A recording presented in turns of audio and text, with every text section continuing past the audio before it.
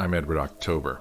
Ask any bold individualist and they'll tell you. All you need for a perfect eggnog is to combine egg yolks, beaten until creamy, egg whites, beaten until fluffy, heavy cream, a generous portion of fresh ground nutmeg, and an even more generous portion of liquor. Most people use dark rum. I prefer bourbon. The final two ingredients are essential. A cozy seat by the fire to sip it, and a ghost story, told as only Octoberpod can tell it.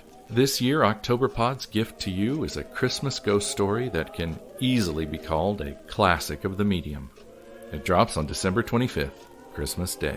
Find it on our YouTube channel, Octoberpod Home Video, or on Octoberpod AM, wherever you get podcasts. You can find all of our links at octoberpodvhs.com. Listen by the fire, and we guarantee it will be the crowning pleasure of your busy holiday season. After all, eggnog without a belt of good hooch is hardly eggnog, and Christmas without an Octoberpod ghost story is hardly Christmas. Octoberpod, Yuletide horror for bold individualists.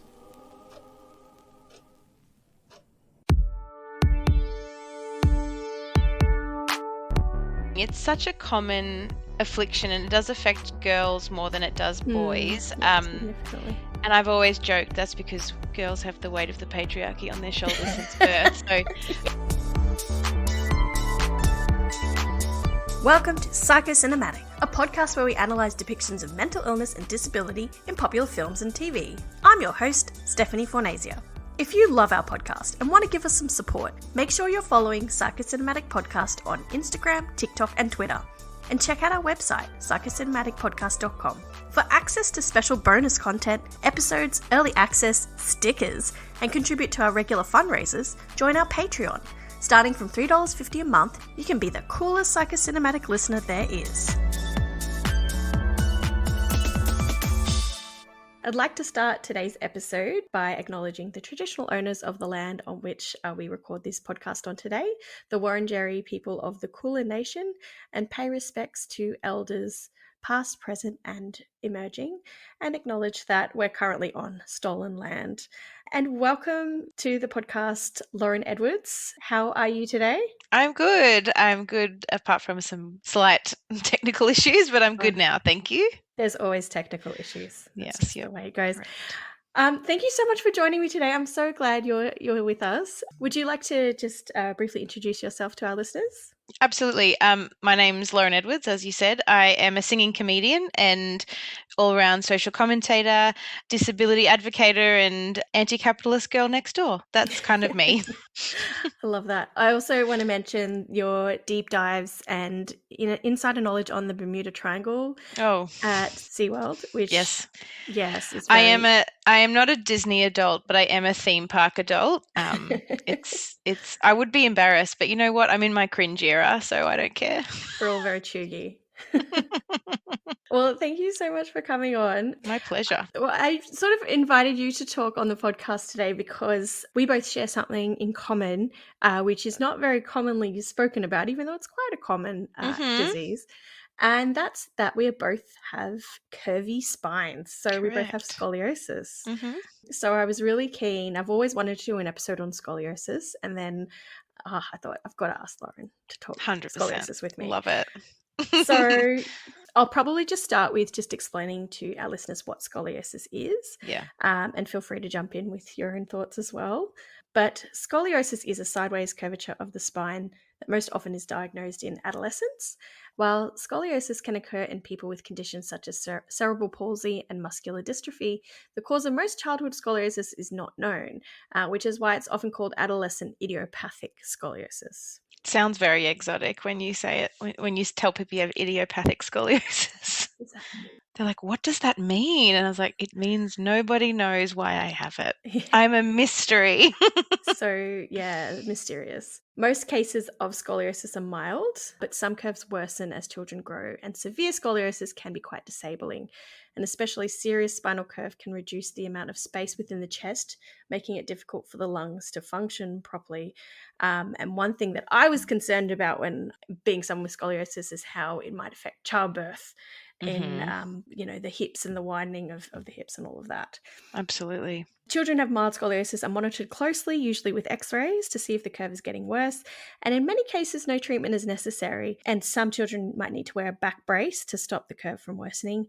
And others might need surgery to straighten more serious curves, which I always find interesting because when I tell people I have scoliosis, they sort of say, oh yeah, we've all got a bit of, a spine that's... We've all got a bit of that. It's like, no, I have it. Yes, it's very prominent. Whatever you've got, I can guarantee you mine is worse.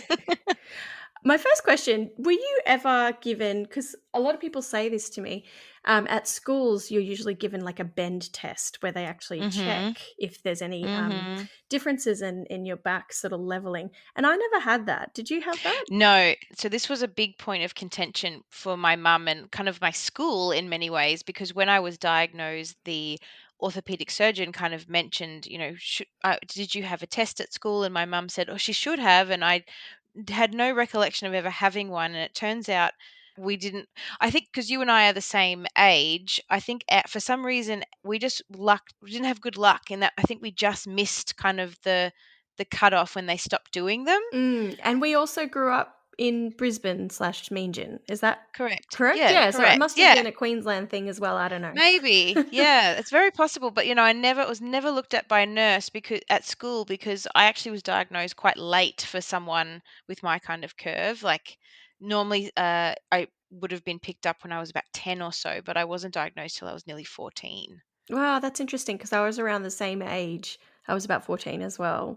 Yeah. So tell me, if you're happy to, just tell me your experience of being diagnosed and who picked up on it and what happened. Sure. Well, I actually was, in many ways, was fortunate in that I was I have an S bend. Well, I had an S bend, so it was very much counteracting itself on top and bottom. So looking at me with just the normal eye, you probably wouldn't have been able to tell straight away that I had anything really wrong with me because for some reason my body hid it very well. But I was a bridesmaid in a wedding and I was being fitted for a dress, and the lovely seamstress had obviously made the dress on a mannequin and then was putting the dress on me, and the hem wouldn't sit straight. And I think we went back and forth for like a few days because she was just tearing her hair out, not understanding what she was doing wrong. And then it was my mum who was like, I actually don't think it's you. I think it's her. I think something's going on with her shoulders. Like one of her shoulders it's your fault. It's her fault. And then, so she took me to the GP, and the GP got me to bend over and do that test. And I think she immediately looked at me, and within, not even 2 seconds, she was, she has scoliosis and you need to go to a orthopod straight away, pretty much. And it turns out that I had a 40-degree curvature, which was like the kind of the borderline where between having a brace and having the surgery. So it was quite significant. Yeah. And I think I've forgotten all the numbers because it was so long ago. Time ago. But it think mine was it was in the early 40s as well when it was first noted. So I'll put some stuff in the notes to explain what that degree means, but it's called the Cobb angle. So it's sort of the degree to which the spine is bent. And the more significant, the more need for treatment, obviously. Correct. So what happened next for you? So we went back and forth, with several different, with the GP, with the orthopod, with the actual technicians who kind of make braces and do the imaging and whatever. Because I was right on that 40-degree line, I could opt for the surgery or I could opt for a brace. They were sort of happy to do either one, whichever one I was happy to do. Obviously, as a terrified nearly 14-year-old girl, the idea of having the surgery was quite confronting. And I think my parents were also very confronted by that. So they decided to, as is often the case in the medical field, is to treat conservatively. So we decided to go with the brace. And I think the time span between being diagnosed and being fitted for the brace was extremely quick, because, they'd caught it before it got really bad, but it was pretty late in the piece, I'm told. And then before I knew it, I was lying half naked on a strange bed where they wrap you in plaster and shove a plastic thingy down your sternum so that you don't get cut open, and then waiting for the plaster to dry. And then the next thing I know, this man is essentially ripping away at the plaster with a very sharp knife, to take the mold off my body and have a brace made, and then I was in it 23 hours a day for 2 years. Yeah, extremely similar experience to mine. Yep. How claustrophobic and terrifying is the whole experience of being fitted for a brace in itself? Well, I think because I'd never known anybody else who'd had a brace. I had no way to know what to expect, and it sort of didn't really hit me what was happening until I was strapped onto that bed and it was all happening, and then I started to freak out a little bit. Mm. I mean, the plaster being put on wasn't too bad, but it was taking it off that I didn't like at all. Yeah. I was very Yeah. scared. I didn't enjoy just sort of waiting for it to Yes, you have set to wait and not there. being able to move. I know, that was pretty awful. Yeah. I must ask, who do you remember who your orthopedic surgeon I've was? just remembered his name. It was Dr. Tuffley. Oh, sure, sure, sure. I had Dr. Askin, and I feel Okay. like Dr. Tuffley, Dr. Askin were like the two big Brisbane Yeah. mean orthopods at the time. I feel like everyone I know who I've met who was diagnosed in Queensland went to one of those. Yeah, it was the person to go to. As far as I can tell, they did a pretty good job. I don't know. Yes, There's not much to I compare it believe with. so. I mean, I still have to see an orthopedic surgeon here in Naarm, and everyone knows Jeff Askin when I tell them, "Oh, my surgeon was Jeff Askin." They're like, "Oh, sure, we all know him." So he's quite well. I mean, I think that's good. Yeah, it's not a bad thing, hopefully. Yeah, yeah. So just to catch everybody up as well, I was about 14. It was like summer holidays and I was bending Mhm. over the fridge and my aunt was in the room and was like, "What's wrong with your back?" Because I was in my togs. Of And course. I was like, "What do you mean?" And then Mum's like, "Oh, yeah." And then it just went on from Oh there. dear. And I was a late bloomer. I grew, like I didn't get my Same. period till I was 14. So Same. Wow, we yeah. really were very similar. Do you remember where your curvature was? Like what part of the spine yours is mostly affected? Well, I guess the biggest indicator was that I have a bit of a hump, which I still have. Yeah. My left shoulder, I believe. Mhm. Mhm. So yeah, another S curve, and sort of on the left hand side, there's just a big sort of mound where it sort of curves. Yes. Yeah, I mean, I was called a hunchback a few times by my own mum. That was fun. Oh, mother. It's not very Thanks, nice. mum. And I also was offered the back brace as well, or surgery, and decided to go with the back brace. Mm. When they sort of show you the different sort of colors of back braces you can get, my big question to you is which color did you choose? Well, here's the thing. I actually didn't get a choice. I didn't know they Oh, came in colors. I was just given a very plain, boring looking whitish beige thing, and that's what I wore. I didn't even know that I could. I think because it was the type of brace I was getting. right. Yep. Um, Mine was. I mean, I don't remember the different. I know there's different names for the different kind of models and Hmm. types that there are now. I haven't kept up with what they are, but I think considering the type of brace I was being fitted for, I don't believe I had the option. I've seen Right. Yeah. photos of yours. You had a really cool, colorful one. It was colorful. I wouldn't say cool. It was like their best option of a bunch of different, like very 90s, very like, there was dinosaurs and Sure. and cupcakes and stuff like that. And I was like, all right, I'll pick this one.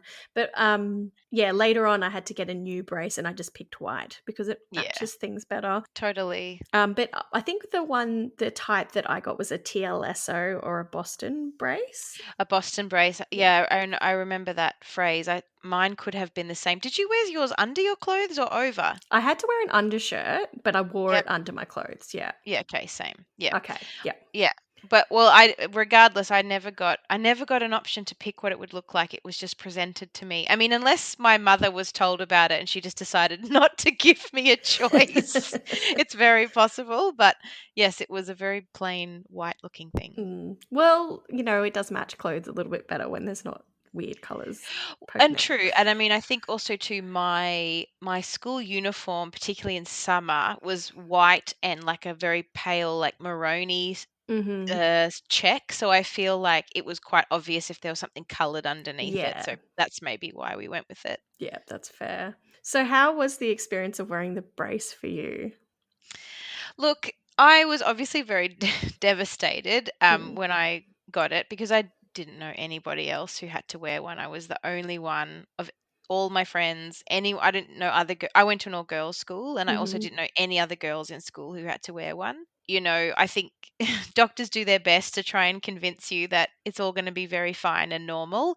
But even back then, I sort of had the feeling that they were just trying to make me feel better. I knew that it was going to be difficult. Mm. I think the thing for me I found really hard at first living in Queensland is how hot it could Oh get god, under the yeah. brace Yep. and the effect that would have on my skin. So Yes.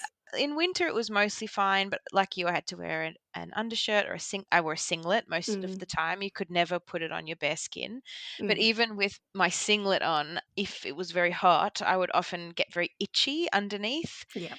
which was, torturous, as anyone can imagine. And I think it was just getting used to it took me a while, and it is a very strange. It's difficult to. I'm sure you can agree. Very difficult to explain what it felt like. Mm. But Yep. it was hot and cumbersome and awkward. I don't know if you've experienced this. It gave me a little bit of indigestion as well. It kind of impacted my tummy. So if I had morning tea in the morning, I'd feel sick for a Oh, little while. really? No, I didn't have that. I found it was more difficult for me to breathe deeply. Yep. So doing sport, I mean, I'm not a very sporty person as it is, but I found if I was trying to run or do anything with it on, it really constricted my ability to take deep breaths Yeah. Yep. I because it just was got out quite of high sport. up. Oh, I can't do it. I'm wearing a brace. I know. And I mean, look, that was the one great thing about it is that, you could just say, I can't do that. I can't do that in a brace. And my teachers would just have to be like, okay. But I also was a swimmer, so I was very lucky in that I was a natural swimmer, and swimming was the one thing I could do without the Mm. brace on. So I would spend a lot of time in the pool. Yeah, that was definitely a saving grace, particularly in those hot summers. Like, if you want to Yes. swim or for hours, you can. Yes, Thank God. exactly. Yes, the doctor was always like, you can spend as much time in the water as you like. Because if people who are listening don't know, obviously there's no gravity in water or very little gravity in water, and that is very supportive of your spine, and it kind of helps it to support your spinal column, I guess, being in the Yeah, water, up to your neck at least. yeah. Did you find that it impacted your mental health, especially during, high school? Oh, And how it. absolutely. Mm, Yeah, I think, look, I was lucky in many ways. I think I was lucky in that my year level of girls at school were actually more just very curious about my brace. I was expecting in many ways to be bullied for it. mm, But that kind of didn't happen for me, which was a real relief. But people were very, yeah, curious about it and wanted to touch me a lot. My mm. friends loved to punch me in the stomach because they thought that was hilarious. Mm, And I think also too because I was developing at the time, and I was developing an interest in boys and stuff, and I was cripplingly self-deprecating, and it was a real dampener on my confidence and my mm. ability to be social and talk to anybody that I didn't already know. I completely relate to Yeah. that. Yeah. Yeah, I did manage to have a boyfriend at the time, which I thought was pretty good That's because I was the cool. girl with the back brace. But there was still the odd person that said, like later on, "Oh, I wanted to date you, but I couldn't date the girl in the back brace," which is I pretty mean, fucking thanks. brutal. That's Probably brutal, yeah. didn't need to tell me that. No, probably, yeah, just keep that to yourself, bro. Yeah, but I don't know how yours was positioned, but the first brace I had, there was a little sort of cutout gap where one of my ribs was, to try and Yes. push one of them in and that one out. Yes. And it was really sensitive around that area. And the boyfriend I had at the time kept trying to tickle me there, and I would hate it so Oh, much. no, no. No, no. No, we don't touch that. That's No, very that's uncomfortable. yeah. Did you find that sort of experience? Yeah, I had my cutout was on my right-hand side, Mm-hmm. so that my right rib could poke through. And I actually found that underneath where it was cut out, I mean, the right-hand side was the worst side because it went right up under my armpit to try and Yeah. push my shoulder upwards and push my right rib out.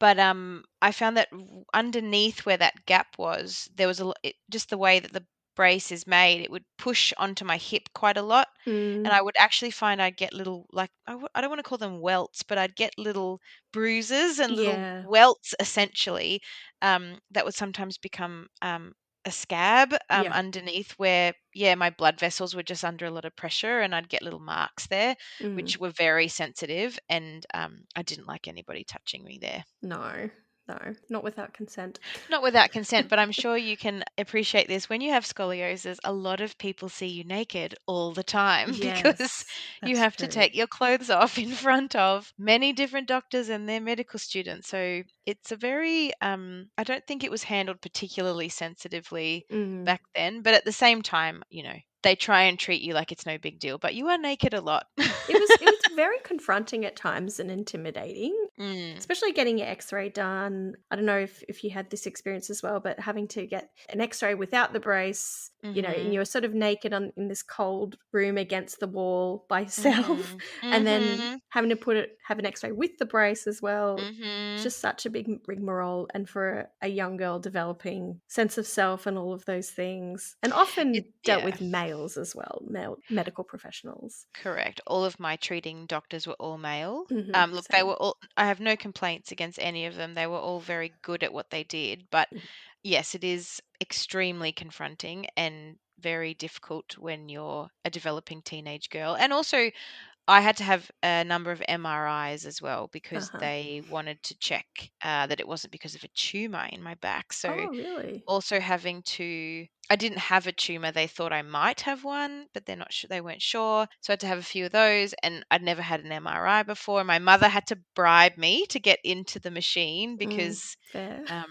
it's also terrifying. But now I get them all the time. Now it's no big deal at all. Yeah, it's all very overwhelming as a young person. Yes.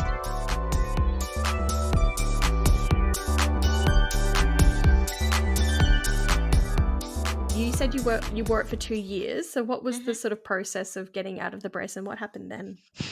God, you're really testing me here. I believe I had to wean out of it. Yeah. And I think I went from 23 hours a day, and I think we had to do it really slowly because I don't know if you found this. I found I became a little bit dependent on the brace by the end. Yeah. I actually ended up being in it for 2.5 years. They extended it a little bit longer just to make sure I'd finished growing. But I found by the end, when I was weaning, if I'd taken it off for longer than an hour or two, I would get quite a bit of lower back pain and like an ache through my back because obviously it was used to being supported by something that wasn't there anymore. So I actually found weaning really difficult because it was very painful. But we had to take it an hour at a time. So 23 hours, 22 hours, and so on. And I think it took me about 3 months to come out of it. Oh, wow. Yeah, I can imagine the pain that you just described. Because I think I went from 23 and a half to 23 at first, and then to getting 4 hours off. And by the end of that 4 hours, I was itching to get the brace back on because my muscles were so sore. Yes. And I was surprised that we're not given, obviously, it sounds like we both weren't given any sort of exercises to build up strength in your Not your back specifically, muscles? no. I was just told to go to a physiotherapist. I was just told to keep swimming and go to a physio. I think that's really all the advice I was given. Yeah, which I guess makes sense. I mean, sure, makes sense, but it's not particularly specific, is it? No, because it was tricky and it felt conflicting because I was so keen to get out of the brace and so excited to have a break, but then I felt so sad that I wanted to put it back on again. I was the same. I really had become quite dependent on it by the end, and it made me very nervous to come out of it because I was worried that something bad would happen and I'd have to, because I had come out of it too early, or I'd have to get the surgery anyway. And it was a very strange, and I was very excited because I could wear any clothes I wanted to, which was like, look, I was, 16 and a half. I was desperate just to be normal, and I think my number one priority was looking cute. So I was very excited to be able to shop again. But yes, I was a bit sad to come out of it. Yeah, and that's such a vulnerable time of trying to figure out who you are and your personal style and attract a mate and Yes. fit in. So not being able to dress the same as everybody else and not feel fashionable or feel hot, because you've got this Yeah, big block around you. It was that's really right. tricky. It was really hard. And I also had got fitted, had to get glasses as well at the same time, and my hair had started to become quite curly and difficult to manage, and I just was just all shades of awkward looking. Like I was, the teenagers today are just so much better at knowing how to present themselves. Totally. I was I looked like a thumb, honestly. Like, I mean, that's why I got into comedy, right? Lol, because I had to develop my personality. Well, I didn't have glasses, but I did have braces at the same time. So, yeah, 2 I out was of 3. the geek. Yeah. Yeah. Definitely the geek in that way. And I did call myself Brace Girl and make up a superhero name for myself. So That's just really lean sweet. in. That's really sweet. I don't think I did that. I think one of my friends used to call me Abs of Steel. That's cute. Yeah. So obviously you came out of the brace. Was surgery still discussed as an option after that? No, so they were very confident that they had gotten on top of it. I think my curvature went down from 41 degrees to like 27 or something Oh like wow, that that's pretty straight great. out of the brace. Mm, But for those who don't know, like that won't last. Like mm, it is normal that your curve will return, but the idea of a brace is just to stop it from getting worse while mhm, you're growing. mhm, So they were very happy with my results, but it wasn't until a year ago or 2 years ago when my because I've also, which is very common for people with scoliosis, but I've also developed degenerative disc disease. And when I was really suffering with some terrible pain, we had to reopen the conversation about potentially having the fusion now as an mm, adult, mhm. which is a whole different kettle of fish to when you're a teenager. Yeah. So where are things at with that, if you're happy to share?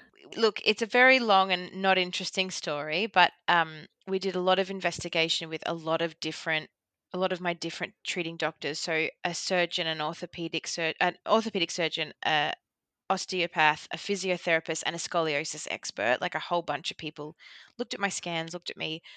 I was very against the idea of having fusion surgery in my late 30s. I just, the idea of that recovery and how invasive that is was quite terrifying. And also as an adult, it's more difficult to get care and Mm, to have support because the recovery is at least 6 weeks long. yeah.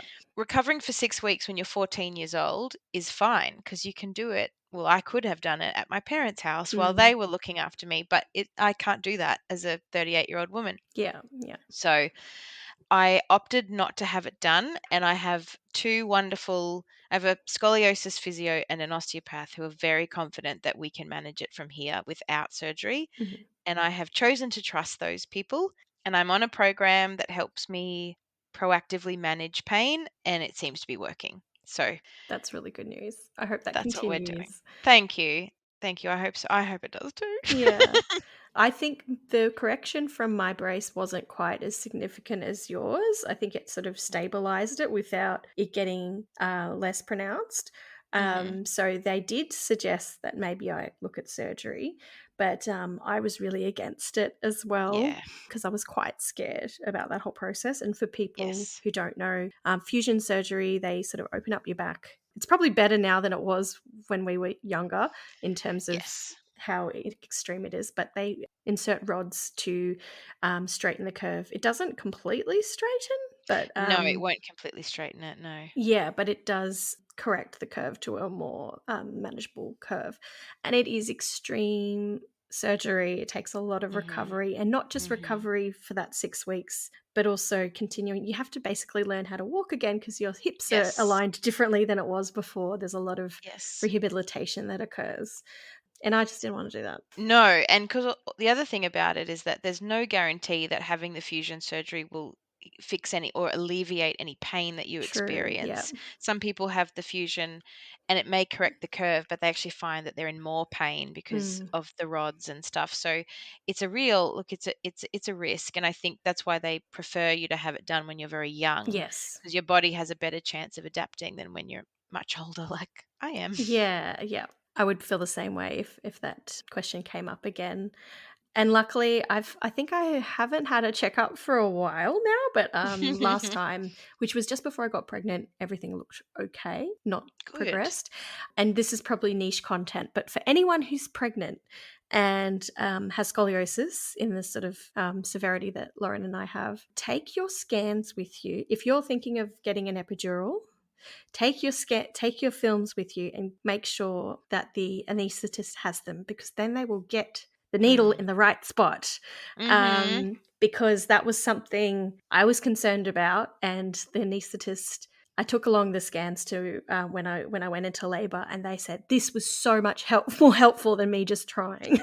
That's awesome. Yeah. I didn't even think about that. I mean, I remember, look, I don't have any children, but that was a discussion that we had to have with my surgeon, and surgeons can be very black and white, bless them. Yes. And he wouldn't give me any sort of comment on how it might affect me if I was to get pregnant. But my wonderful osteopath, did mention, he's like, look, he likes to phrase my scoliosis as just being, you've just got a unique body to the next person. And, he was like, pregnancy is it's a very strange thing in that no one truly understands what it might do to your body. You could get pregnant tomorrow and your pain might go away. Like, Yeah. who knows? Pregnancy hormones can do all sorts of things for the body. That's true. Yeah. Yeah, I was lucky with my pregnancy and delivery that I don't think it affected it too much apart from that sense. But we don't need to go into, the birth story of my life. But, that can be a concern as well. Yes. Yeah. Is there anything else that is worth sharing about your scoliosis journey that we haven't touched on? Like you said at the beginning, it's such a common affliction, and it does affect girls more than it does boys. Yeah, significantly. And I've always joked that's because girls have the weight of the patriarchy on their shoulders since birth. So, Yes. but I think because it is quite a common thing, but for most people it's mild. A lot of folk forget, when you do have it more significantly, that it really can. It is it is a disability in many ways, because it can bring with it lots of chronic conditions and chronic pain, which is what I suffer from. It's an invisible thing, right? People don't truly understand what it's like until because I can, and like yourself, I can walk and I'm very much able-bodied, but I suffer quite significant amounts of pain, and it's learning to manage that, which is the hardest, I think. Yeah, definitely. And I feel back pain is really tricky too, from hearing Mm-hmm. what Michael, husband of the podcast, has said in his medical world, is that it's hard to actually target the cause of back pain, and sometimes x-rays Yes, actually don't tell you anything. So that's right. yeah, there's still a lot we don't know about where pain comes from and what actually helps it, and it's really just what works for you sometimes, I think. Yeah. My wonderful osteopath always says to me, he's like, I know that I'm meant to be a professional medical person here, but none of us know how pain works. Nobody truly understands it. It is a real mystery, and how it manifests in the body is no one can ever predict. And I think I always remember that, because, he's always telling me, remember, Usain Bolt has scoliosis and he's the Yeah. fastest man in the world. And it doesn't mean you can't do anything. You can do lots of things. You just have to be aware of it. That's Yeah. all. I guess it's like any sort of chronic illness, in that you just have to make space for it, Yes, and to make sure that you're doing everything you can for it, so that you can continue with the goals you have. that's right. Kind of need to carve out that time. Exactly. Yeah. Well, thank you for sharing that. It's so funny Oh. how similar our stories are in so many ways. It was a real time. And you know what, I still kick myself, because my parents, when they moved out of my childhood home several years ago now, my parents are very minimalist. They don't like clutter. They don't like to keep anything they don't have to keep. And my mother had kept my back brace all that time. And I went home for the last time before they moved out, and Mum pulled the brace out and said, now do you want to keep this? And I, kicking myself, because I said no. I was like, no, why would I want to keep that? It's a terrible reminder. But now that it's, several years have passed, and I've now gotten to the point where I can make jokes about my back brace, I wish that I had kept it, because I would love to still have it. You could include it in a comedy show. It could be, Well, an I'm ode to the writing a back show brace. about it now, and Oh, I'm just amazing. so mad that I don't have a physical prop. Well, I'm sorry, I can't help you with mine. The first one I painted. Oh, that's cute. I don't know what I did with it. But the second one I smashed up and ripped apart. in a very cathartic manner. Whoa. Wait, you had 2 braces? Yes, because I started to grow in that first year of wearing the brace. And then when they checked me after a year, they said, you still need the brace, but we need to sort of adjust because Adjust it. to make it, keep pushing it the way they want it to push. That or makes whatever. sense. Yeah. I didn't get another one, but I remember about halfway through mine, my straps at the back, because obviously it's pushing inwards on your frame at all times. So my frame had become smaller, and so and it is difficult to eat in a brace, unfortunately. So Yes. you know, it is normal for people who wear them sometimes to find that you do shrink a bit. Yeah. So the straps at the back were too, I couldn't get them tight enough, so they had to redo all of the back and put in these. I remember they put in this really like industrial strength Velcro that was really big and thick, and and they had to shave off the kind of the last inch or two of each end of the brace so I could push it in tighter like a corset. Oh, And I yeah. remember when they put the new Velcro on it, it was so thick and strong, it just poked out of all of my Oh, clothes. no. I can imagine that so clearly, so viscerally, as well as just knowing exactly how, eventually you just become so pro at So pro at strapping it it. up without looking. Yeah, Yeah. I didn't even have to think about it. It was like second nature. Yeah. That body memory.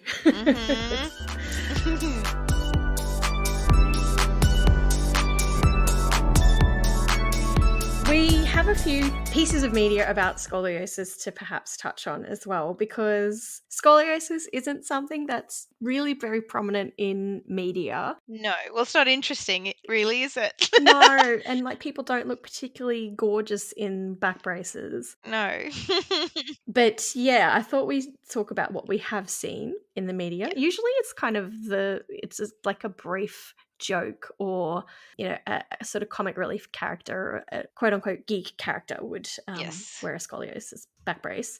Yes. I did find this little, I think it was a thread, but in Reddit, someone said, whenever you see skeletons in movies, they never have scoliosis, which I was like, oh my God. That is so true. That is so true. It's just like such a simple detail, but like it's absolutely true. We need more representation in the skeleton community. Yes, it's Halloween. Come on, let's get some Halloween out. Okay, it's probably not enough time now, but maybe next year we should organize to be scoliosis skeletons. Yes. as a costume. Oh, that sounds amazing. I'm keen. Maybe make some props. Yes, cute. Love that. Well, on the note of Halloween too, there is a tale that Linda Blair, who was the young girl in The Exorcist who is possessed, had a back fracture from being on The Exorcist and having to be sort of tossed around so much, which had developed into scoliosis. So just looking up actors who have scoliosis, that came up and I thought, oh, that's a real shame for Linda Blair. Yeah, I didn't even know that. Yeah, I knew that she complained of some back issues, but I didn't realize it had actually turned into a lifelong experience of scoliosis. So that sucks. That sucks a lot. Yeah. I also came across Sarah Polley, who's a director and actress. She wrote a book recently called Run Toward the Danger, and there's an excerpt in it, which I'll link, where she talks about being diagnosed with scoliosis not long after her mum passed away and how that impacted her. And I think we'll both very much relate to what she wrote in that. And now I really just want to read the book. But some other actors, like you mentioned, Usain Bolt, the long distance? No, sprinter. His sprinter. Yeah. There's also McKenna Grace, Shailene Woodley, Laura Dern, who I love. Yes. And Chloe Sevigny as well. Yes. And might be a little bit niche but it's for the Aussie listeners. Sophie Faulkner, who was a pretty well-known TV presenter. I think she was on Sale of the Century for a short time. Yeah. She had scoliosis. She had the fusion surgery when she was a teenager. And I remember my mother telling me about that when I was in a brace to make me feel better, because Sophie Faulkner is like stunning. She's a beautiful, beautiful woman. Yeah, and that's really good to see, because, I was always told, well, if you don't get the surgery, you won't be able to become a dancer or a model. And it's like, well, I don't think I'm going to anyway. No, I don't think that was going to be my pathway either. But you're right, that isn't true. Yes. But one piece of media that I came across when I was first diagnosed, because the orthopedic surgeon actually suggested I engage with it, was the Judie Blume book, Deenie, which was written in 1973. Have you come across this book? I have not. I mean, I've read a lot of Judie Blume, but I was not. My doctor did not recommend this to me. I think he just had it in his room, like for all the kids, all the teenage Yeah, kids makes that come sense. in. But Deenie is a book. Judie Blume's an icon, but this particular book is about a 13-year-old girl. Her mum is really determined for her to become a model, and then she is diagnosed with scoliosis and prescribed a back brace to wear for the next 4 years. 4 years. Whoa. Yeah. It's Horrific. rough, but she was diagnosed a little bit earlier than us, obviously. Mhm.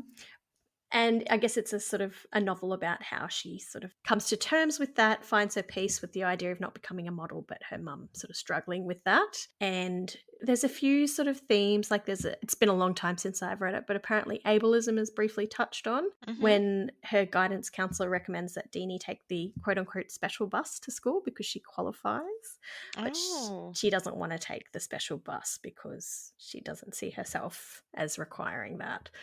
But when you sort of look up Deenie, it's really known as a controversial book because Deenie talks about masturbation in it. But that's Judie Blume, baby. I know. Judie Blume was all about the masturbation storylines. And that's why we love it. You can have scoliosis and masturbate. That's Yes, you completely fine.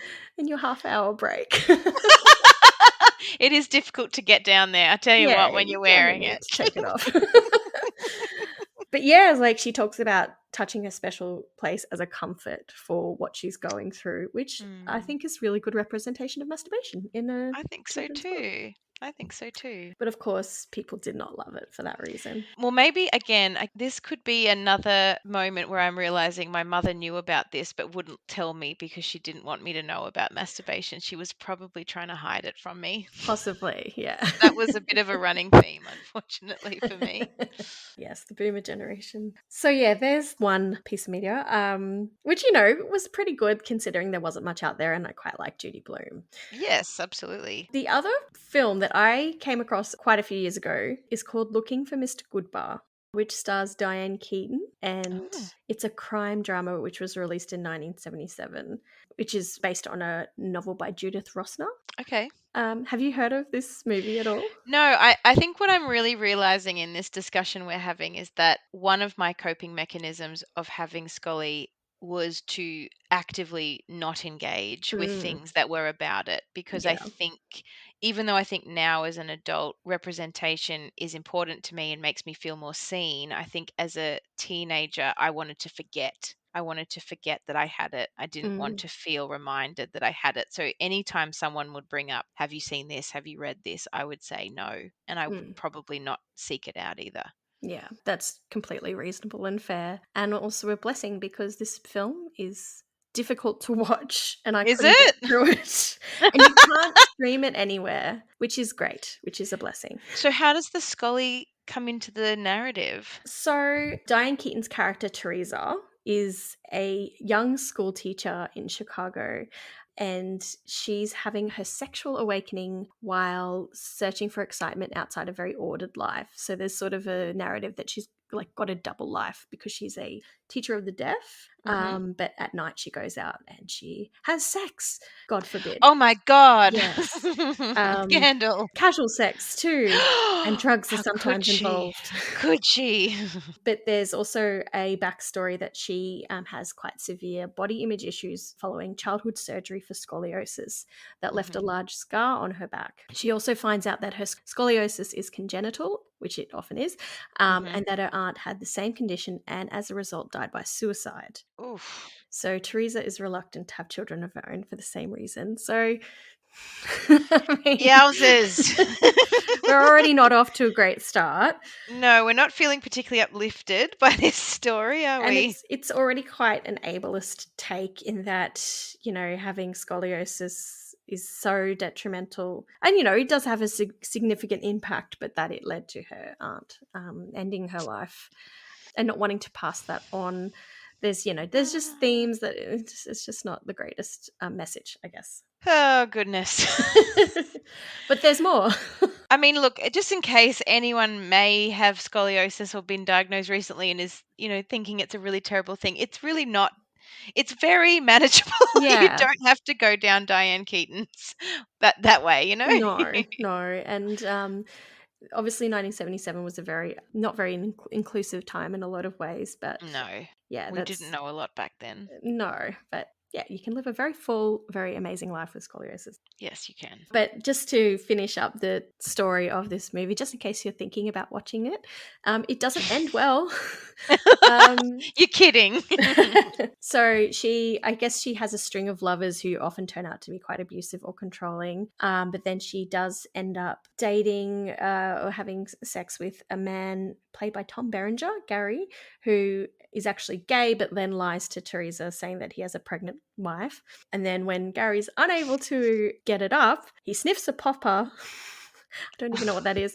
And Teresa tells him that it's okay if they don't have sex, which Gary misinterprets as questioning his sexuality, who then, content warning, Gary attacks her, rapes her, and then stabs her, repeatedly killing her. What? Yeah, don't watch this film. What? It's a big pivot, and I think it's a common sort of message in films of this time and future of victim blamey, sex shamey. Don't have a full sex wrong life with you. Yeah.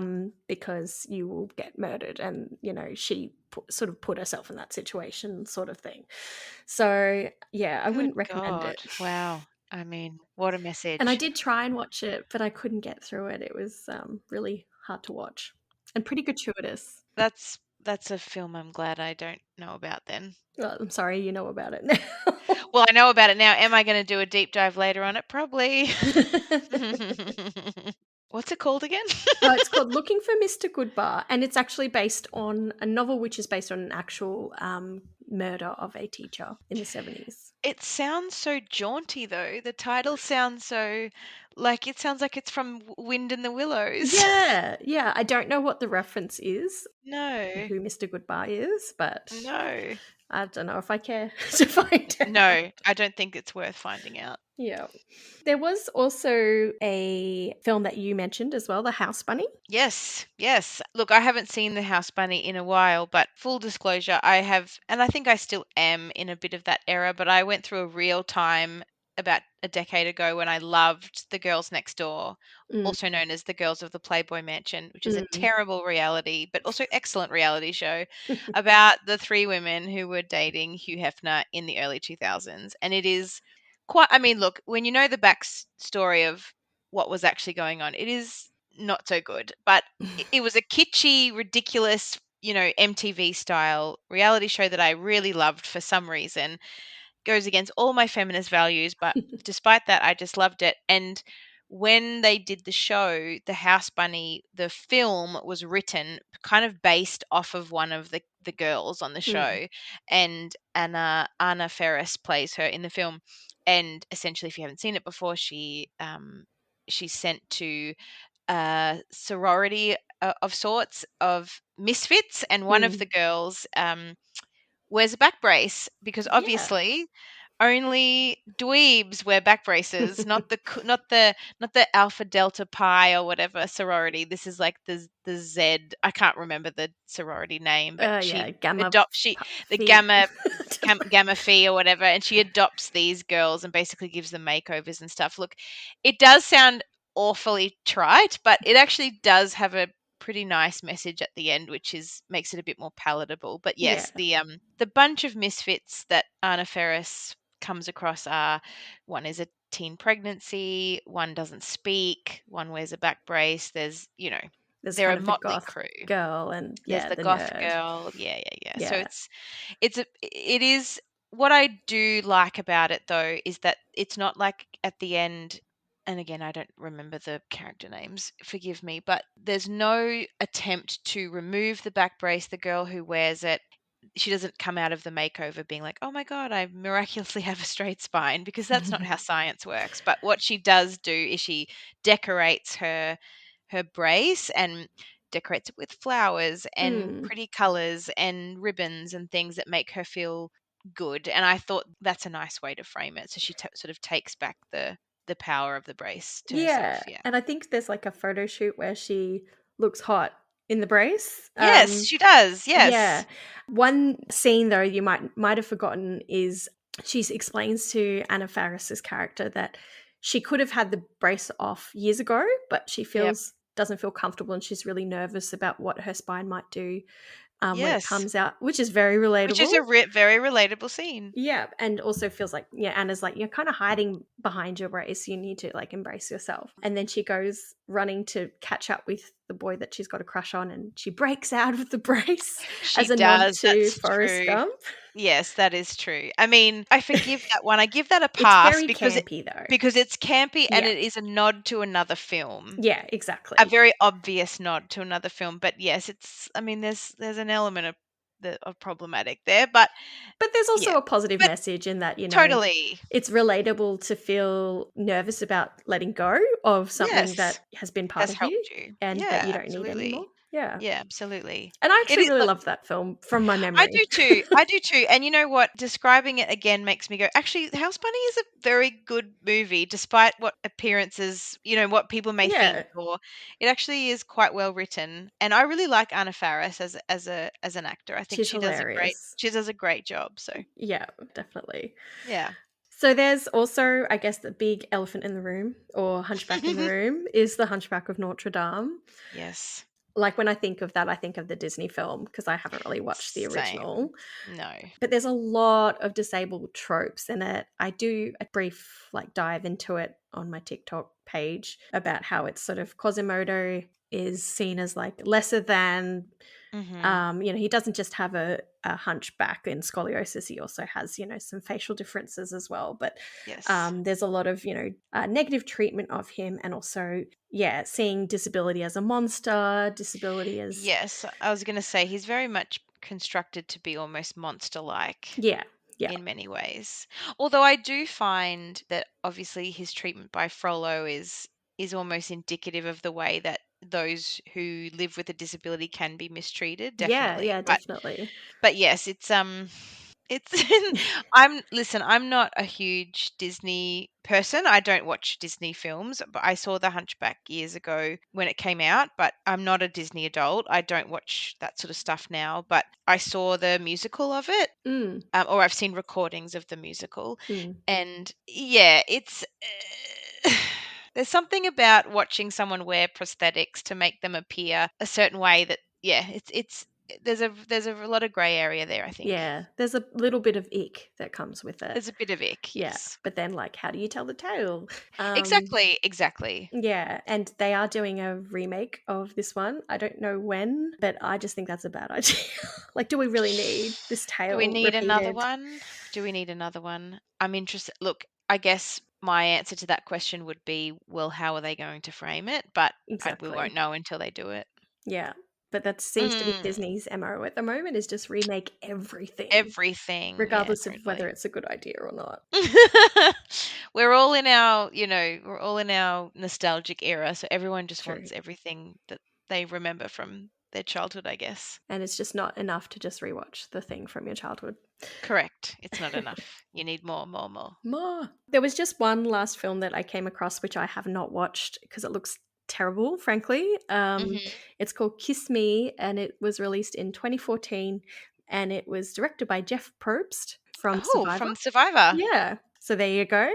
The reviews were not very good. Some of them were like, well, how did you let Jeff Probst direct a movie? Why did you do this? How dare you speak about Jeff Probst like that? I have to admit, I haven't watched Survivor. I don't really watch it either. I don't really know much about Jeff Probst. I know I know people mostly like him. That's as far as I can But tell. I heard, wasn't there a bit of controversy with him recently that turns out he's a bit of a dick behind the scenes, but also maybe I'm thinking of someone else. So there's so many dickish men in television, but it could be him. Well, I will not speak any more about Jeff Probst, who I clearly know nothing about. But the film is a coming-of-age story of two young I think, teenage friends, one of which is diagnosed with scoliosis and wears a back brace and seems to be sort of questioning her sexuality.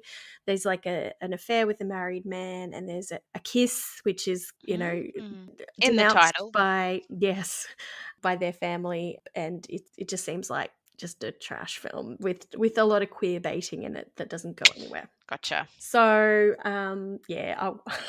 maybe it's good. Maybe someone will like it, but it does. Like, I'm not going to waste time on that. Look, I think just based on that very brief synopsis, I don't think it's something I would be actively seeking out to watch. I don't think. It's not like on a Sunday afternoon you're like, it's time to watch Kiss Me, the 2014 film by Jeff Probst. It's time to settle in and watch this excellent movie by someone who may or may not be a dick from Survivor.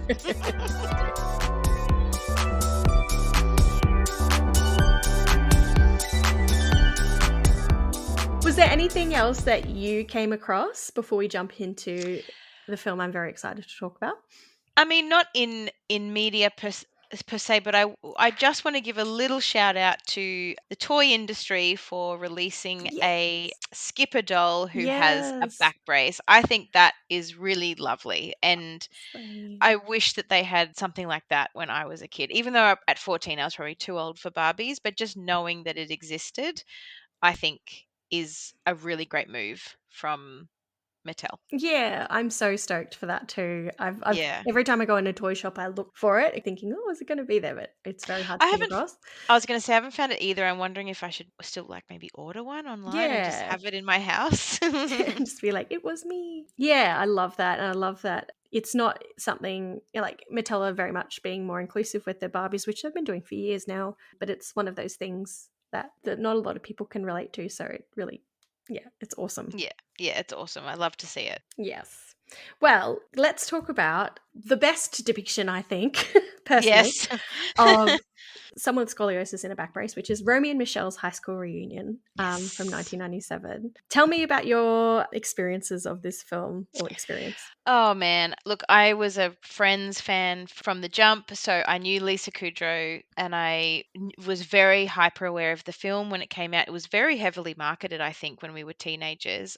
I wasn't allowed to watch it at first. I remember my cousin, who was a good 9 or 10 years older than me, was coming over to sort of stay with us while my parents went away, and she was going to take me to go see it. We weren't going to tell my mum and dad because she's like, "Oh, it'll be fine. I'll take you to see it." And then I can't remember what happened, but we didn't end up being able to go because my parents came home early. How dare they? And no. I know, but I eventually did get to see it, and I loved it. I still love it. I still love it to this day. I think it's an excellent film, and I think it was the first time.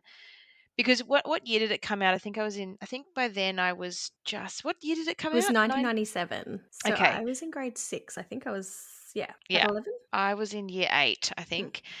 So I hadn't yet, I think I'd just gone into my back brace. So it was the first time that I really felt comfortable, I guess, engaging with a piece of media about back braces and scoliosis. And all of my friends, when I saw it, because I saw it with friends, all of my friends in that first scene where you see her in the schoolyard wearing her back brace, they all were like poking me and were like, "Oh my God, she's got a back brace like you." And I was like, "Oh my God, I'm just like Lisa Kudrow."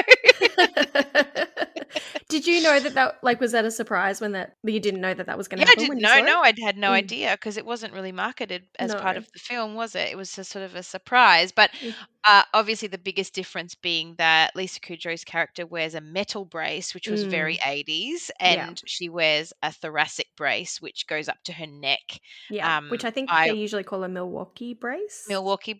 And that's basically if your curve is in your thoracic spine or up towards your cervical spine, you have to wear a neck brace to keep your neck in place. But you and I, by the sounds of it, both wore a lumbar spine. Yeah, both had curves in our. Correct. So no neck brace for us. But yeah, I was just thrilled that someone that I loved so much from television was playing a character that wore a brace. That was very cool. Yes. I can imagine how unexpected and how exciting that would have been. Yeah. Because I don't think I wasn't allowed to watch Friends. I wasn't allowed to watch The Simpsons either, but we were allowed to watch Seinfeld. That's so bizarre. I don't know what my parents were thinking. Or maybe it was just that they preferred other shows to Friends. Maybe. But I knew her from Friends, Of and course. thought she was just so hilarious. Yes. I think we got it out from the video shop one night during a movie night, and I actually can't remember if I wore a brace. I think I had started wearing the brace before I watched it, because I feel like I knew she wore a back brace. Maybe I'd read about it or something, or I don't know. But it definitely shaped my sense of humor, along with Clueless as well, which was kind of the beginning of some of those female-led comedies. I think I was reading, there's a really good article, An Oral History of Romy and Michelle's High School Reunion, which is just a delight to read. Oh my God, I need to read that. Yeah, it's so good. It's just so fun to read. And they were saying, like, if Clueless hadn't been so successful, then this film probably wouldn't have been released, because similar to what's happening with Barbie and like Taylor Swift eras, people cottoned on that, hey, women like to go to the films. Oh my God, and women see like themselves. things. Yeah, we Women forgot about them. spend money. Oh my goodness, who would have thought? But yeah, it was so good to see. I feel like the use of the back brace is such that it's a comedic device and she's sort of bullied through it. For it, But yeah. it's also because it's such a positive message in the film. It's not done in a tropey way. I feel like I agree. it sort of works in going, just be yourself, and just because you have to wear this thing or you have this diagnosis doesn't mean you can't be a fabulous person. That's right. And I think even now, because I think it's one of those films that has really stood the test of time. It's got a real cult following kind of thing, and it's a film that I would sit down and watch any day of the week. And one of my best friends, one of her favorite things to say to me to this day is, because we actually went to our combined birthday party as Romy and Michelle, which felt That's so appropriate. cute. But actually, I didn't go. I went as Romy and she was Michelle because she's the Jewish one. So we thought that was more appropriate, because we weren't sure how to, who's going to be who. But she loves to say to me all the time, she'll say, "It wasn't your fault you had scoliosis." What a bitch taking your hamburger. And what a bitch taking your hamburger. I mean, what was that? It's so quotable. It's so quotable. I remember lying in the sick room once in high school and just like going through the film in my head because it was just so comforting. It's And I'd such a seen it that comforting many show. times. Yeah, I agree. Yeah, it was a real I mean, I'm trying to think of my timelines here because, all of my teenagehood tends to blend into one, but it didn't really hit me when I was that young how much of a positive impact it would have on me as a fellow scoliosis sufferer to see something like that in a very popular, very well-known film. Yeah, definitely. And the fact that Michelle isn't a dweeb, like she isn't. I mean, yes, she's bullied in high school for the brace and stuff, but like when they get older and stuff, they're very much, fun California girls who are having a great time together and have a great friendship and, living their best lives. I think that really meant something too. Yeah, definitely. And it sort of, I love that she wasn't a dweeb, but they didn't really fit in high school. No, They were kind of correct. the sort of floaters, and they just Yep. really had each other. They weren't really part of a group, which is very much my experience at high school too. Like Same, actually. Yeah. if I was in a group, it was more the nerdy group, Mm-hmm. which I guess they connect with most because it sounds like Heather and Sandy are kind of part of that nerdy group. Yeah. But yeah, it was sort of not really fitting in anywhere, and also like marching to the beat of their own drum and dressing the way Yeah. they wanted to dress and being interested in things that didn't necessarily fit everybody else's, but just doing it anyway. That's right. And I think that also too, they didn't change the way that Lisa Kudrow looked to make her look worse. Like, because Yeah. I think that sometimes with characters or people in the media who are portrayed as having, either something, whether it be scoliosis or another affliction of the back or whatever, they can sometimes, they're also made to seem not, I don't want to say ugly, but they're given, other physical characteristics that make them look worse because that have nothing to do with the fact that they have a twisty spine.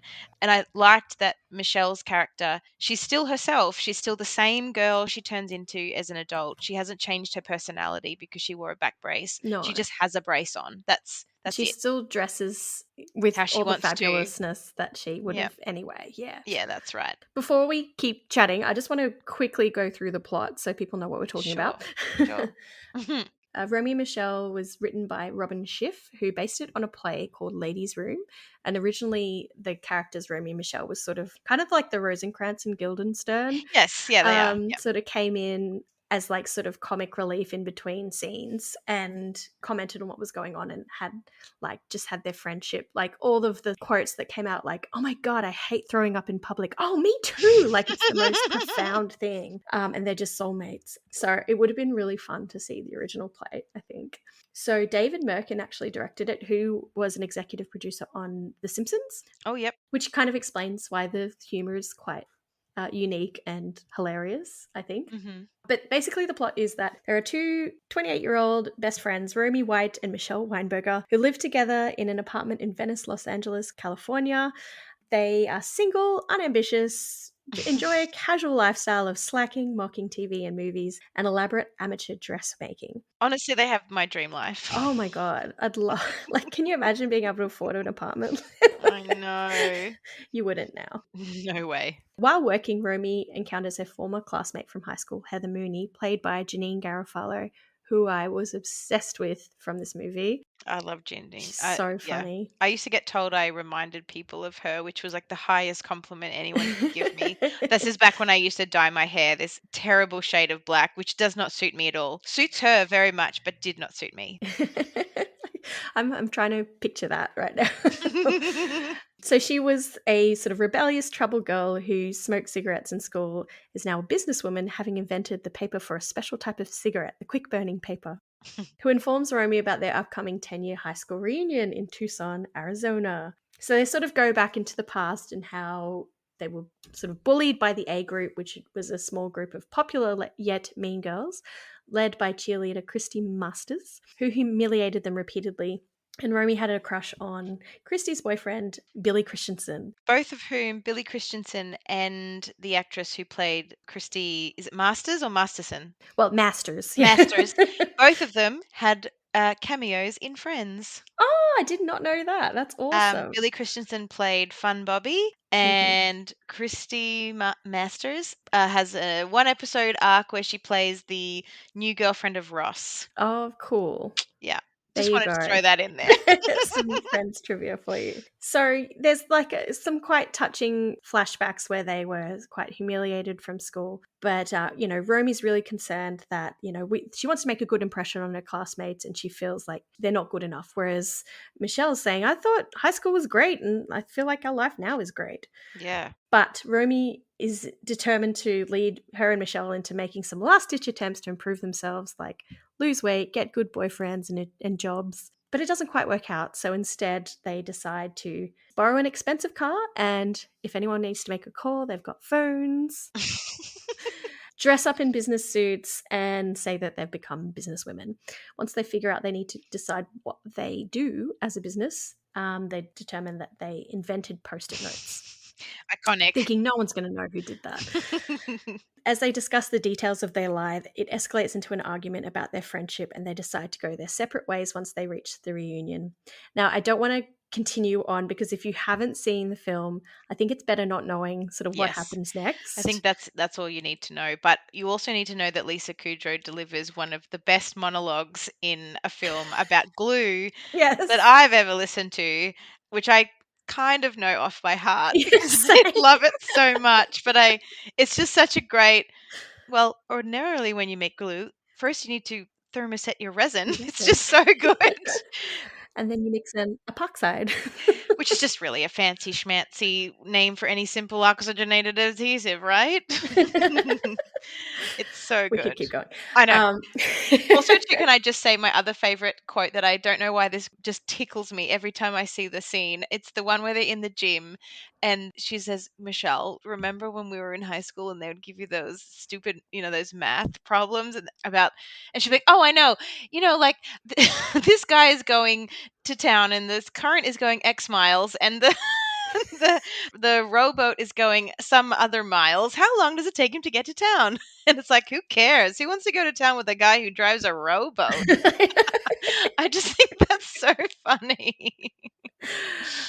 She's so funny. Like, as I said, I wasn't into Friends. I was prevented from it. But if you just take Lisa Kudrow's comedic talents from this film, like, Alone she's is just exceptional. she's fantastic. I think I completely blundered that quote, but I'm sure if you know the I think you movie, got you'll it. know what I'm talking about. And I guess, the whole purpose of the film is it's quite unlike many films. Like, there is some love stories within it, but it's really about their friendship and how important that is. And, one's the Mary and one's the Rhoda. And Yeah. oh, I have to also say that they talked to Art Fry, who was the actual inventor of Post-its. Oh, In that deep dive. Oh no, I think it might have been a different article, which I'll link. And he said what she said about glue is actually incorrect, which made me very disappointed. that is I disappointing, really but wanted that to be correct. that's a shame. But just a couple of details as well. It's really interesting reading the oral history. There was actually a lot of rewrites and re-edits, as it didn't land quite as well with test audiences as they expected. And I think maybe the humor was lost on some. But What do then you as mean? It's a perfect film. it is. And I think a lot of, like, when you read back, everyone sort of agreed it was a perfect film by the end of it. Yeah. But as a result of having to do that, it didn't get as much promotion as it was originally going to. But which they were really banking on, because Mira Sorvino just won an Oscar for Mighty Aphrodite. Yes. And also Lisa was getting quite popular from Friends. So they thought this Yes. is going to be a hit, but it didn't. It made enough It money. made that they money, thought but it would go wasn't. better. Yeah. But also, Lisa Luda is played by Elaine Hendricks, who is the stepmom in Parent Trap. Yes, she is. Which correct. I can't believe I didn't pick up on that.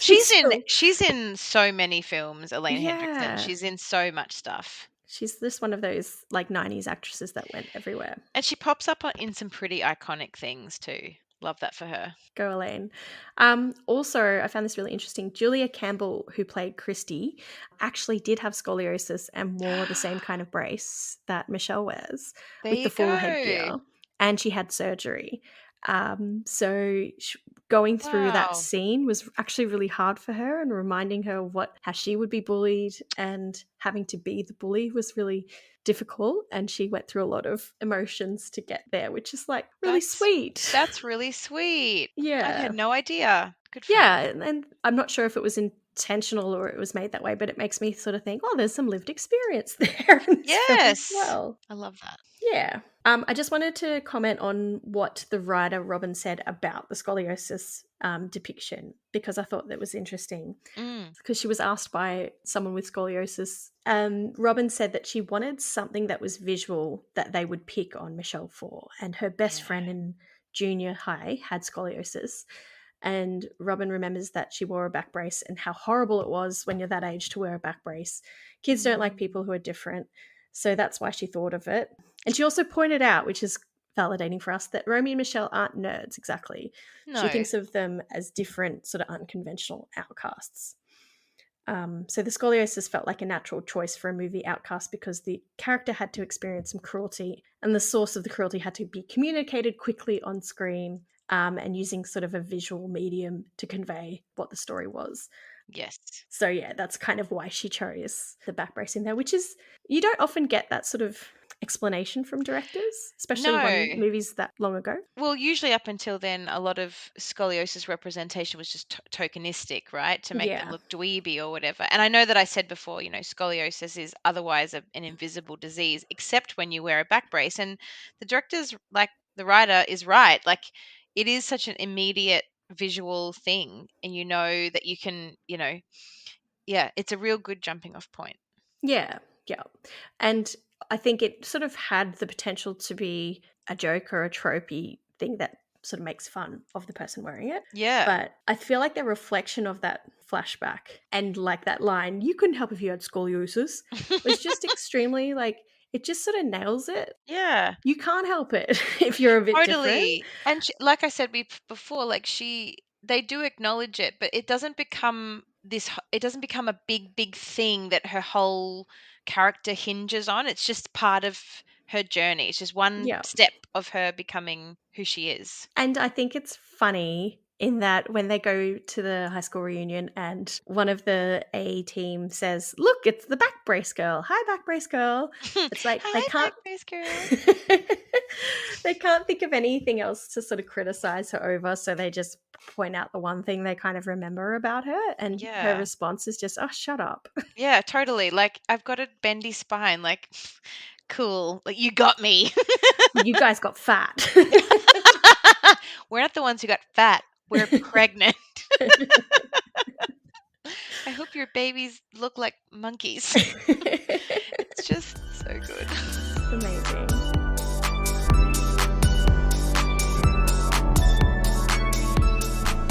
How did you sort of feel the film kind of encapsulated that experience of high school and going back to your high school reunion and having to go back there? Look, I think for me, it's a very Americanized film, right? Mm. It's very American. And there are elements of it that I couldn't relate to because I went to a very conservative Christian school in Brisbane. But I think how it made me feel is that I had a best friend in high school who very much we stuck together, and and she was very almost like protective of me when I had the brace on. I mean, a lot of my friends were quite protective of me, and I think you can see that reflected in the character of Romy, Mm. and that was something I definitely take away from that. I went to my own high school reunion. I mean, I couldn't make the 20-year reunion. Yes, I'm that old, unfortunately. I would have liked to go. I went to my 10-year reunion, but like I said, I was very lucky. I didn't really get. I wasn't picked on for my back brace. A lot of the girls were very just curious about it, so Mm. I didn't relate to it in that way because I hadn't been treated that way. But I certainly wasn't as cool as those two appeared to be anyway. I absolutely did not feel cool in any way, and sort of wanted to emulate these girls because they didn't fit in like I didn't fit in, and they didn't try to be anything other than what they were. And when they did try, it failed spectacularly when they Yep, tried to be something different. that's And then right. when they That's come right. back as themselves, it's like really cathartic. And that line to Christy saying, "We don't give a flying fuck what you What you think," think? Oh, is it's like a mantra. beautiful. It's beautiful. Yeah. And I didn't go to my 10-year reunion. I was going to, but my sort of equivalent of Romy as the Michele in the friendship and we'd had some time apart as friends, and then we'd kind of reconnected. So we're like, why don't we just have our own reunion, go to the pub? And that's what we did. Oh, that's lovely. So That's perfect. I think having a friend who sort of shared those odd interests with you, that weird sense of humor or not really fitting in really, helps you through. Yes. And without those, where would we be? Yeah, that's right. I think you can't really not a price, but you can't really put a price on how important it is to have at least one person around you who, Mm. when you're going through something like that, you do look, and when you're a teenager, the way you look is important to you. Yeah. And you look different when you wear a brace, and having a friend or friends who aren't bothered by that means something. Yeah, exactly. And accept you exactly who you are and still That's see right. you as who you are. That's right. One last thing I love about the film is how there's sort of that undercurrent that there's always someone who's made someone else's life hell in high school. Yes, yes, Like we're all underdeveloped teenagers trying to figure out who we are, and yes. no one was innocent because we're all flawed. 100%, which I think is a very true message. Mm. Because I often would look back on my time in high school thinking I was such a dweeb, like I was the back brace girl, like I, wasn't cool or didn't have any power kind of thing. But it does kind of remind you, actually, there was probably another person looking at me and thinking, I wasn't such a dweeb and perhaps wanting to be my friend. I don't know. I don't know that Yeah. for sure, but it's very possible. Yeah, you just don't know what's going through everybody's head, especially in that very vulnerable time where everyone's got Yeah, their own stuff going on and that's right. everyone is going through puberty and Yes, all the things that come with that. we're all just silly little chickens with our heads cut off. We have no idea what we're doing. Yeah, just trying to get through. That's right. Anything else you want to mention about Romy and Michele? I just wish I mean, I should send you a photo of me and my friend dressed up as them at our birthday because Yes, that was please pretty great. do. That was pretty great. Although my Romy dress was, for some reason, our mutual friend made our costumes for us, bless her. And for some reason, my costume turned out to be very, very skimpy. I don't know if we just didn't get enough material, but it just covered my bum, thank goodness. But I think I still have it somewhere. I wonder if I could still wear it. I doubt it, but yeah, it's so great. I'll see if I can dredge up a photo for you. Yes, please. I guess it's also good to note that Trixie and Katya did Yes. a musical version of Did they? it, I believe. Or no, there is a musical version of Romy Michelle's High School Yes, Reunion. there is a musical version, yes. Maybe they starred in it or did one together, or, but they definitely have. I could be really wrong here, but I believe the Romy and Michele musical is being still kind of has gone back into development, and it's very possible that I feel like the first run of it did not go as well as they thought it might. Right. And then because I'd heard about it through the grapevine, and I feel like it took a couple of goes for them to get it on its feet. So it first came out in 2017 in Seattle, did like what's called an out of town tryout, or sort of where you test a musical before you try and take it to Broadway. Mhm. The reviews were very mixed. There wasn't a lot written about it at the time. It looks like the photos, it looks like they're being quite true to the source material, but since then I believe it's gone back into development. So Right, okay. I'd be very interested to know where it's at now. If it does come to fruition, I really hope it comes to Australia. Oh, That would be amazing. my goodness, my kingdom to be in that musical. Because if you don't know, dear listeners, I am a musical theatre performer. I used to be anyway. I don't know if I've still got the chops for it, but You were in Strictly Ballroom not that long ago. I was. That's true, but I was playing an old lady. So. But a musical dancer as well. Yes, Yeah. sure. I guess overarching all of this, I think Romy and Michele really has a positive message of being true to yourself and not comparing yourself to everybody else's life, because you actually don't know.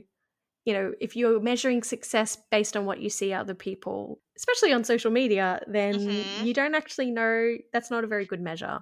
Yes, that's and the true. message at the end being, just be who yourself. Maybe you don't have the career that everybody else has, but what's more important is that you're being truthful to yourself and doing what makes you happy. And I guess at the end they end up like opening their own boutique anyway. Yeah, exactly. Yeah. What I really like is that, I mean, the movie does pass the Bechdel test, which is always a good sign. And I love that, yes, Michele does get together with Sandy in the end, but that's kind of not what they land on at the end. When we say goodbye to the characters, they've opened their store together, and the most important thing is that they're still best of friends, and they've found something that makes them happy. And I think that's actually a really progressive message for the late 90s. Yes. And they're just happy folding scarves together. That's right. You don't have to do crazy things with your bestie. You can just fold scarves or have a beer together and be perfectly happy. And I think that's really nice. Which actually leads to my favorite quote from Heather, which is, hopefully I get it, "This dress exacerbates the genetic betrayal that is my legacy." I think that's what it is. Oh, God. That sounds right. I think you nailed it. I might have missed a few words. But she is good. She is the best. Very good. But I also enjoy, fuck off, Toby. Fuck off. Oh, and also Justin Theroux is the cowboy in it. Yes, I was going to say, Justin Theroux is also in it, which is a strange flashback as well. Amazing. And I think he was fairly, not very well known at the time. But No, not at all. And you don't really see his face either. It's covered by his cowboy hat. Yeah. So it's another person was like, oh my God, that's him. I know. It also tickles me that Alan Cumming plays Sandy. I adore everything he does. So he's so iconic. He's also excellent. Just a brilliant movie. If you haven't watched it, what are you doing? Go and watch it. Does anybody need to make a call? Because I've got a phone. Love it.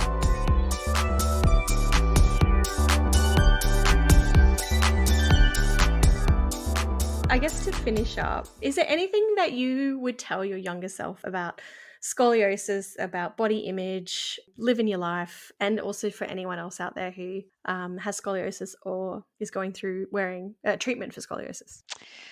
Goodness me. I think if I met my younger self, the first thing I would say to them is it's all going to be okay. And the second thing I would say is that you're going to come out of this with a better sense of humor than everybody else.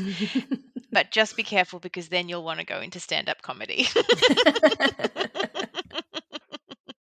Yeah, I think anyone who would be diagnosed nowadays, I'd say the same thing. It's not a life sentence. Mm, It can be very confronting. It can be limiting in some ways, but you know, one thing I've definitely learned is that your body is quite amazing, and it is amazing at adapting, and you'd be so surprised how well it can adapt to this, and how mm, much you can still live a very great full life with or without a back brace. 100%.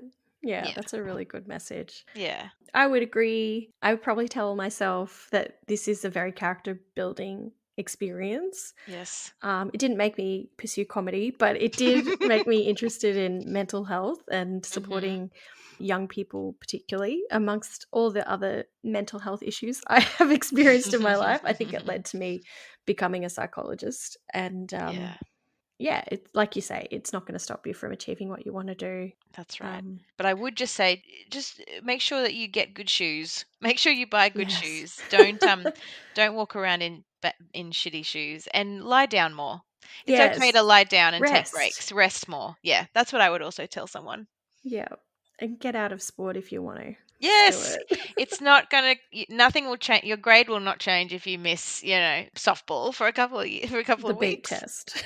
You don't need to do the beep test. You'll still get your high school You'll certificate. still Don't graduate. worry. Yeah. Awesome. One last thing. Is there any particular, throughout your scoliosis journey, are there any particular resources or supports out there that you would recommend to anyone? Look, and again, I will reiterate that I was terrible at engaging in support, because I was very much bury my head in the sand about it and ignore the fact that I had it when I was younger. But these days, there are some really great support groups on Facebook. I mean, I don't use Facebook a lot, but one great thing about it is that you can access it for certain pages or certain groups. And I am in a scoliosis support group on Facebook, and sometimes it's just parents worrying about their children and their diagnosis, and other times it's people like me who are not sure whether they should pursue surgery or not, and it's just nice Hmm. to be in that forum Hmm. sometimes, which is really useful. And I would also just say, finding a good allied health professional who's well experienced with scoliosis specifically will pay itself back in Hmm. for the rest of your life. Like, now that I have a treating doctor who understands my body and understands how scoliosis works, it makes such a huge difference, and they can really empower you to take control of your condition and know how to manage your body, basically. That's so good. Thank you. Once upon a time, I made a website called Scolly Teens, Cute. and it is now defunct, but Oh, I thought it was really cool at the time. that is really cool. Good for you. Trying to provide support for teens around scoliosis. But while I was engaging with that, I came across awesome female support group called Curvy Girls, which also has lots of Facebook groups for Yep. depending on where you are located. Yep. But if you go to www.curvygirlscoliosis.com, Hmm. there's usually like an ambassador in each area. And it's all led by young girls with scoliosis. Oh, that's lovely. I love that. Yeah, it's really sweet. And they do like events and parties and Zoom get-togethers and stuff like that. Bless. Well, is there anything before we say goodbye that you would like to plug that you're doing at the moment, and also how people can reach you on social media? I'm not doing anything at the moment except having a 6-month long panic attack, also known as writing a new show. Very exciting for So us. I am actually writing. My new show will be very much based around being the back brace girl. So all this new material, I'm very excited to be finally talking about it and making jokes about it in a way that I hope is entertaining, but also empowering and not in any way self-pitying. um, I'm so excited. I Yeah. cannot wait. Great. It's gonna be So amazing. please, if you're that way inclined, keep a lookout for my show next year, which will hopefully debut in Comedy Festival. If you'd like to reach me on social media, my TikTok and Instagram handle is at livelaughLauren __, and that's where you can find me, and I'd love to see you. Fantastic. Thank you so much for joining me today. I've really enjoyed our chat about my pleasure. all things scoliosis. It was so great. It's so nice to talk to someone about it who's actually had it. It's crazy how much we don't talk about such a common thing. And that was such a huge part of our lives for so long, and still is. Yes, I agree. Yeah. Well, thank you so much for having me. I've had a great time. This podcast is not designed to be therapeutic, prescriptive, or constitute a formal diagnosis for any listener. For a longer version of this disclaimer, please check the episode notes on your podcast app.